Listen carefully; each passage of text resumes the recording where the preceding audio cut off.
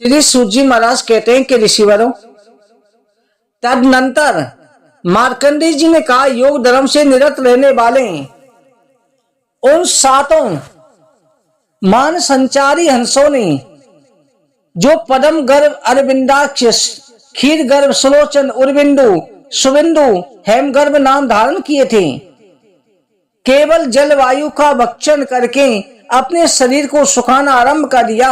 इधर वो राजा अपने शरीर से प्रकाश फैलाता हुआ अपनी स्त्रियों को साथ लेके वन में घूमने लगा। इधर जो है इसे राजपद प्राप्त हो गया था। जो 3 पक्षी राजा मंत्री बन गए थे, उसमें शरीर से प्रकाश फैला इसके साथ घूमने लगा, जैसे नंदन वन में इंद्र घूमता है।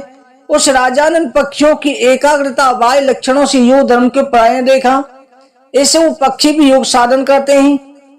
राजा ने सोचा, मैं मनुष्य होकर के भी योग साधन नहीं कर सका। कुछ निर्मल होकर के उसी बात को सोचता हुआ अपने नगर चला गया। उसके अग्रय नामक परम धार्मिक पुत्र था। अग्रय धर्म के सूक्ष्म तत्व के चिंतन से अनुरक्त था, इसलिए उसे अणुपर ब्रह्म के सूक्ष्म स्वरूप का बोध प्राप्त हुआ। उसको सुख ने शेष लक्षणों वाली सत्यशील अन्यान्य गुणों से संपन्न सदा योग धर्म का पालन करने वाली अपनी कन्या कृति अर्पित की थी।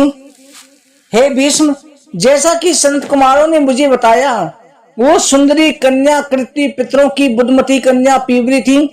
वो सद धर्म का पालन करने वाली नारियों में श्रेष्ठ थी। पुण्यात्मा पुरुष भी उसके स्वरूप को बड़ी कठिनता से समझ सकते थे। वो स्वयं तो योगिनी थी, योगी की पत्नी और योगी की माता भी थी। मैंने पहले प्रतकल्प के समय थे ये सब बातें तुम्हें बताई हैं। राजा विभ्राज अणु को राज सिंहासन पर बैठा करके प्रसन्नचित्त होकर पुरवासियों से विदा लेकर ब्राह्मण से स्वस्ति वाचन कराकर सदा से सहचारी हंस रहते थे। वो सरोवर पर तप करने चले गए। उस सरोवर की तट पर सब कामनाओं को त्याग कर निराश रह करके वायु को पी करके तपस्या करने लगे। उनका ये संकल्प था कि मैं योगी हंसों को किसी एक का पुत्र बनकर उत्पन्न हूं तो मैं भी योग धर्म का पालन कर सकूं। इस प्रकार विचार करके वो महातपस्वी विभ्राज बड़ा भारी तप किया। सूर्य के समान सुशोभित होने लगे। उन्होंने अपने तप से उस वन को विभाजित कर दिया, इसलिए सरोवर उस वन में भी विभ्राज सरोवर विभ्राज वन के नाम से प्रसिद्ध हो गए। उस सरोवर पर योग धर्म का पालन करने वाले 4 हंसों ने तथा योग वृक्ष 3 हंसों ने भी अपने शरीर को त्याग दिया। वो सभी 7 निष्पाप महात्मा कापिल नगर में ब्रह्मदत्त नाम से उत्पन्न हुए। वो सब ज्ञान ध्यान तप और पूजा में लगे रहते थे। वेद वेदांत के पारगामी विद्वान थे। इनमें से 4 को अपने पूर्व जन्म का स्मृति था। 3 श्राप से मोहित होने के कारण अपने पूर्व जन्म से स्मृति से वंचित थे। स्वतंत्र ने अपने पक्की शरीर में जैसा संकल्प किया था उसी के अनुसार वो अणु के महायशस्वी पुत्र ब्रह्मदत्त के रूप में उत्पन्न हुआ। वो ज्ञान ध्यान तप करके पवित्र हो गया। वेद और वेदांत का परगामी विद्वान था। ब्राह्मण वस्त्र दोनों वहां राजा अणु के मंत्री और क्षत्रिय श्रोत्रिय ब्राह्मण बने। एक क्षत्रिय बना, एक ब्राह्मण बना। क्षुरदर्शन सुनेत्र नामक हंस उन्हीं श्रोत्रिय मंत्रियों के कुल में वेद वेदांत के पारगामी श्रोत्रिय पुत्र बनकर उत्पन्न हुआ। वो दोनों पहले जन्म में ब्रह्मदत्त के साथ रहे थे, उनकी सहायता करने के लिए उत्पन्न हुए। इससे पूर्ववर्ती 6 जन्मों में 7 भाइयों में 5वां होकर उत्पन्न हुआ था। ये कवि 7वें जन्म में पांचाल नामक क्षत्रिय हुआ। 6ठा कंडरीक नाम से प्रसिद्ध हुआ। इसके पश्चात पांचाल वृक्ष अथवा ऋग्वेदी था। आचार पुरोहित का काम करने लगा। कंडरीक छंदों का गान करने लगा। सामवेदी तथा अर्ध्यु यजुर्वेदी हुआ। इस प्रकार से 2 वेदों का ज्ञाता था। अणु का पुत्र राजा ब्रह्मदत्त सब प्राणियों की बोली को समझ लेता था। उसकी पांचाल और कंडरीक से मित्रता हो गई। वो तीनों ग्राम्य धर्म संसारी पुरुषों के धर्म में मग्न रहते थे। काम इच्छा के वश होकर चलते उन्होंने पूर्व जन्म में जो सत्कर्म किया उसके फल से धर्म अर्थ काम के तत्व हुए। राजाओं में श्रेष्ठ अणु निष्पाप ब्रह्मदत्त का राज्य पर अभिषेक करके स्वयं योग साधन कर परम गति को प्राप्त हो गए। असित देवल की पुत्री जिसका नाम सनंती था, जिसका तिरस्कार करना किसी के लिए बहुत कठिन था। राजा ब्रह्मदत्त की धर्मपत्नी हुई।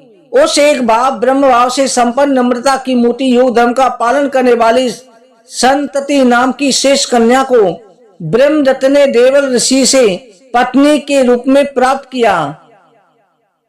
हे भीष्म, जन्मों से पांचवा होकर के उत्पन्न होने वाला पंचम कवि पांचाल हुआ, छठा कंडरीक हुआ, सातवां ब्रह्मदत्त हुआ। जो शेष सहचरी पक्षी थे वो कांपिनी नगर में अत्यंत दरिद्र क्षत्रिय कुल में सगे भाई बन पर उत्पन्न हुए। वो चारों धृतवान, सुमना, विद्वान, तत्वदर्शी के नाम से प्रसिद्ध हुए। वेदों के अध्ययन करने में लगे रहते थे, साथ ही योग साधना के लिए गृह त्याग कर अवसर ढूंढते थे अथवा अपने सहचारियों के भोग शक्ति रूपी दूषण पर भी दृष्टि रखते थे। उनकी पूर्व जन्म में जैसी वैराग्य पूर्ण बुद्धि थी वैसी जन्म में प्रकट हुई। वो सब सिद्ध पुरुष लोग पराये थे। घर से चलने के लिए उद्यत हुए तब उन्होंने अपने पिता से पूछकर जाने का विचार किया। तब पिता ने उससे बात कही, तुम लोग यदि मुझको छोड़कर वन में जाओगे ये तुम्हारे लिए अधर्मी होगा। तुम लोग मेरी दरिद्रता दूर न करके तथा पुत्र द्वारा सिद्ध होने वाले पृथ्वी प्रयोजनों को भी सिद्धि और मेरी सेवा भी न करके चले जाना चाहते हो, क्या ये उचित है? तब उन सब द्विजों ने अपने पिता से कहा, हम लोग ऐसा उपाय करेंगे जिससे आपका जीवन निर्वाह कर सकेंगे। हम जैसे पुत्रों को पाकर आपको अपने उद्धार के लिए चिंता करने की आवश्यकता नहीं है। आप निष्पाप राजा ब्रह्मदत्त से मिलकर ये महत्वपूर्ण सप्त व्याधा दशारण इत्यादि श्लोक उनको और उनके मंत्रियों को सुनाइएगा। इससे प्रसन्न होकर आपको बहुत से ग्राम, प्रचुर भोग, आपके भोग्यानुसार सब पदार्थ देंगे। आपकी जब इच्छा हो तब ब्रह्मदत्त के पास चले जाएं। इतनी बातें कह सबने अपने पिता की पूजा करी। योग धर्म का साधन करके परमानंद में मोक्ष को प्राप्त हो गए। वो सभी भाई जो हैं चारों भाई मोक्ष धर्म के रास्ते पर चले गए। 3 भाई अभी राज्य कुल में रह रहे थे। हरिवंश पर पृथक कल्पे 23वां अध्याय। बोला हरिवंश महापुराण की जय।